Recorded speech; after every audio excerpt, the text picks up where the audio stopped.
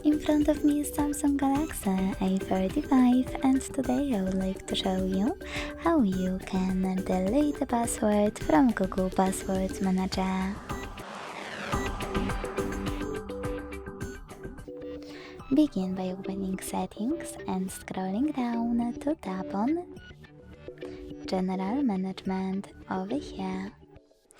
Then scroll down to hit Passwords, Passkeys and Autofill and hit Google. Finally, just tap on one of your passwords you wish to get rid of. Enter your screen lock and tap on Delete button over here. Then confirm your choice in the pop-up. Thanks so much for watching. If you enjoyed this video, leave a like, comment and subscribe. Bye!